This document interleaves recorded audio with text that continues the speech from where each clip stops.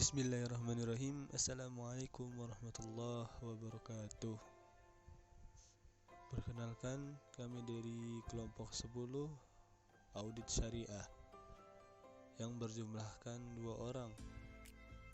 Yang pertama yakni ada diri saya sendiri, Muhammad Azmil Haq, dan rekan saya yakni Faris Ardo Ardian.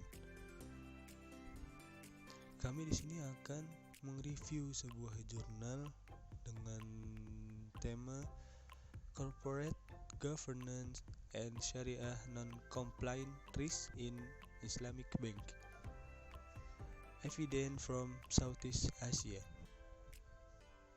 atau tentang tata kelola perusahaan dan syariah, risiko ketidakpatuhan di bank syariah, bukti dari Asia Tenggara, yang dikarang oleh Rosaida Basiruddin dan Habib Ahmed.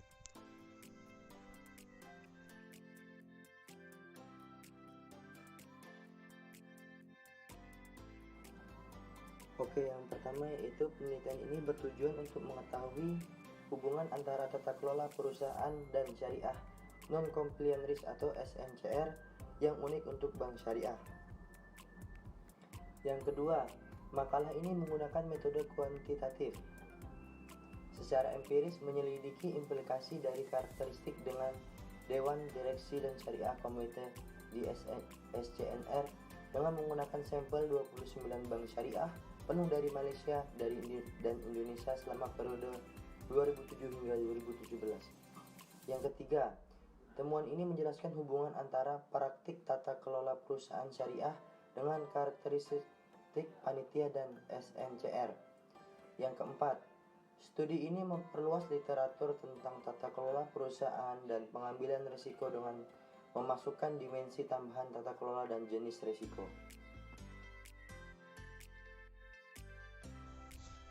Mulai pada tahun 1970-an, dorongan untuk memberikan layanan keuangan kepada umat Islam yang tidak akan berurusan dengan bunga karena keyakinan agama.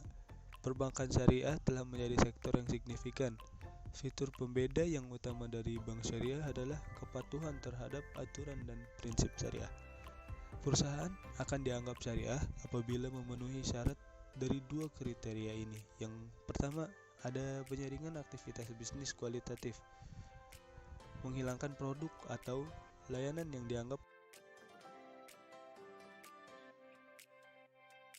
yang dianggap terlarang, seperti alkohol, pornografi, kasino, produk yang berhubungan dengan daging babi, dan lain-lain. Kriteria yang kedua yaitu ada penyaringan keuangan kuantitatif yang mengidentifikasi tolak ukur yang diizinkan dan mengecualikan perusahaan dengan tingkat utang konvensional dan pendapatan yang tidak diterima. Setiap pendapatan tidak diizinkan seperti pendapatan bunga, karena transaksi yang berbunga ini dilarang oleh hukum Islam. Model perbankan syariah yang dominan menggunakan PLS, mudharabah, rekening tabungan atau investasi berbasis kewajiban dan beberapa alat pembiayaan di sisi aset. Menggunakan prinsip syariah dalam operasi perbankan, mengubah sifat risiko produk keuangan, dan memperkenalkan beberapa risiko unik yang baru.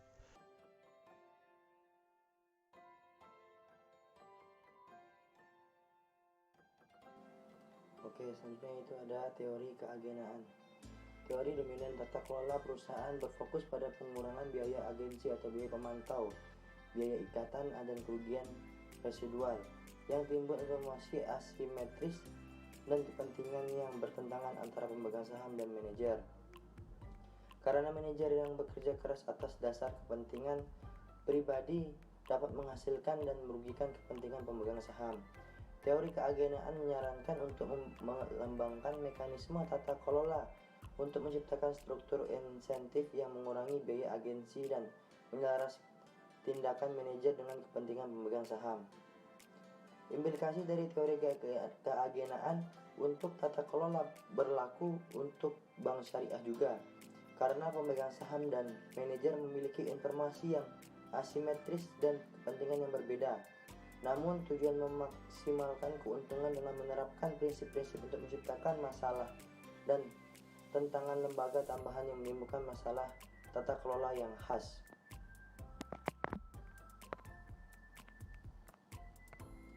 Oke, selanjutnya yaitu risiko ketidakpatuhan syariah di bank syariah.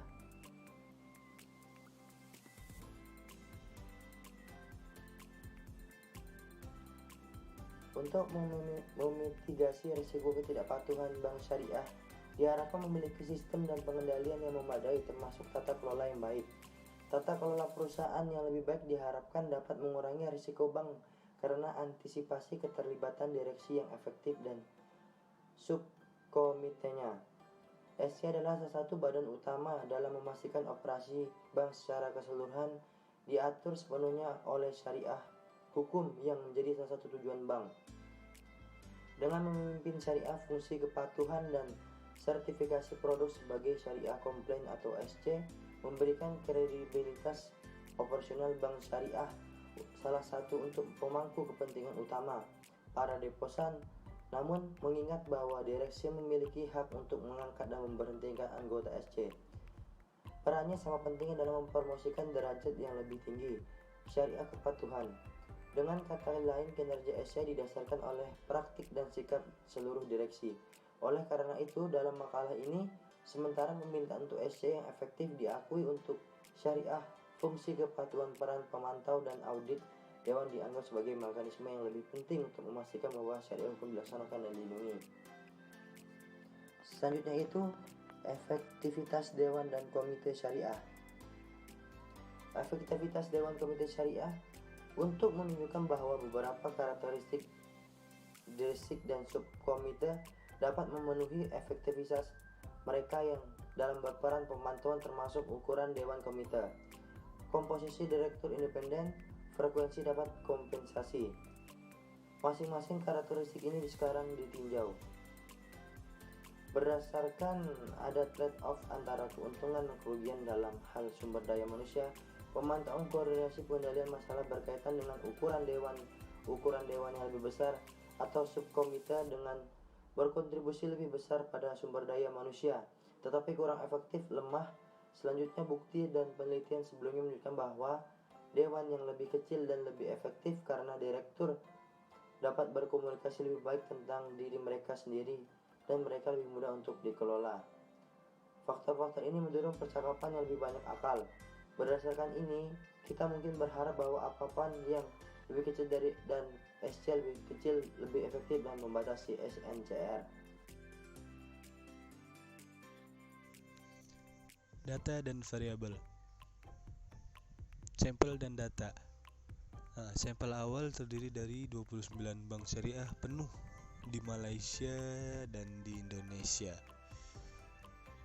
dengan 220 pengamatan bank tahun periode 2007 hingga 2017.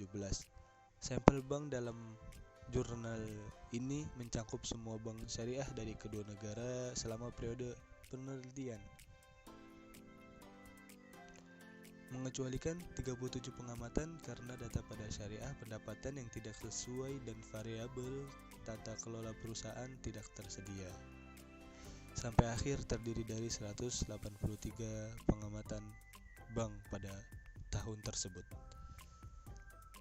Mengukur risiko ketidakpatuhan syariah.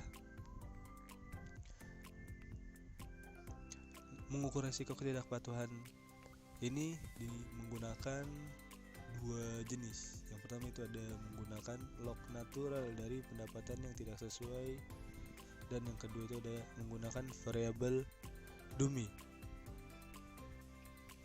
Lanjut ada mengukur tata kelola perusahaan. Pada analisis ini memfokuskan pada dewan perusahaan bank dan variabel SC. Untuk dewan direksi dipilih 4 fitur, yaitu ukuran dewan, komposisi direktur non-eksekutif independen, frekuensi pertemuan, dan kompensasi. Kesimpulannya yaitu, jadi studi ini merupakan salah satu upaya pertama untuk mempelajari hubungan antara tata kelola perusahaan dan SNCR. Meskipun literatur tata kelola perusahaan cukup berkembang, tidak ada penelitian sebelumnya yang meneliti hubungan antara mekanisme tata kelola perusahaan dan SNCR yang unik untuk bank syariah. Juga sejauh literatur keuangan telah memeriksa mekanisme tata kelola perusahaan di tingkat dewan. Studi ini memperluas literatur dengan memasukkan karakteristik SC atau ukuran keahlian, keuangan, frekuensi pertemuan, dan kompensasi.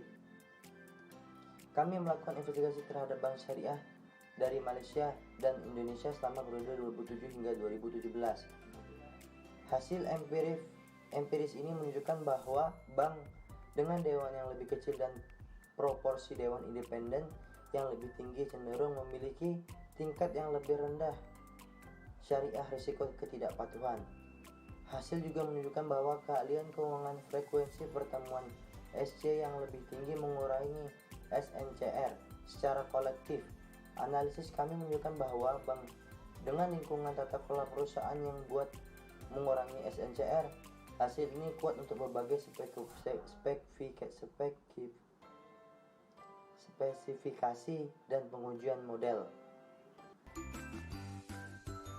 Oke, mungkin cukup sekian yang bisa kami sampaikan. Kurang lebihnya mohon dimaafkan.